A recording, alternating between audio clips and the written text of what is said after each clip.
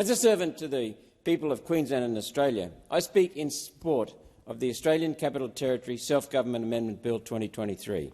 Senator Canavan is quite correct to want an inquiry into the ACT government's seizure of Calvary Hospital, and I commend him for introducing this bill into the chamber.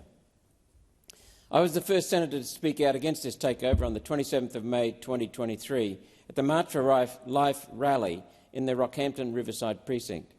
Senator Canavan was in attendance as well, and I commend him for taking it up. This is a blatant attack on religion in healthcare. It cannot be dressed up as anything else. I note the Catholic Archbishop is avoiding using those words. This may be because the diocese is reliant on government funding across many health and welfare areas and does not want to ruffle feathers to protect that funding. That's what's happened to our churches in this country. They've been captured. So I consider the Catholic Archbishop's decision a poor decision. Bending in the wind is not what religion is about.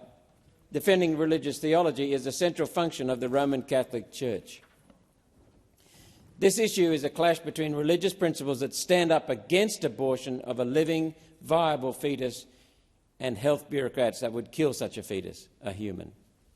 It's a clash between religious principles that stand against ending life through euthanasia of a person who may make a different decision free from coercion and momentary despair, and health bureaucrats seeking to use euthanasia as a device to balance their budget.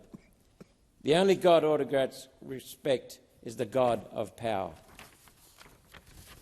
The ACT has legislated abortion and euthanasia. The Catholic Church insists on putting humanity around those rules. That has inflamed ACT autocrats. The common reply, repeated verbatim from a legion of social media bots and mindless zombies, is this: there's no place for religion in healthcare. It seems to me this is the most hypocritical statement.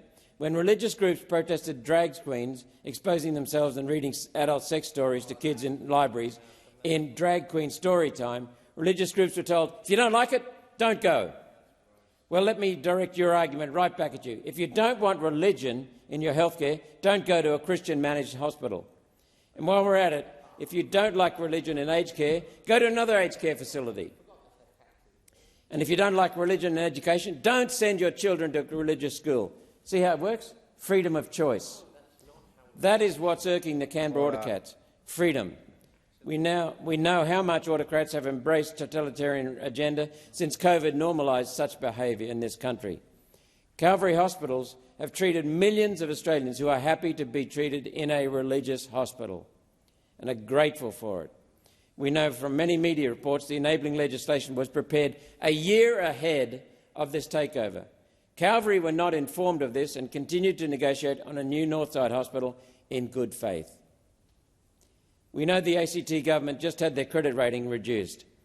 There's been no progress on negotiations over the cash compensation the ACT government must pay to Calvary for the seizure of their assets. I wonder if they have the money to pay. Federal Parliament has precedence over ACT law. This matter is rightly within the Senate's purview, and I'm strongly in support of this bill. I said this before and I'll say it again.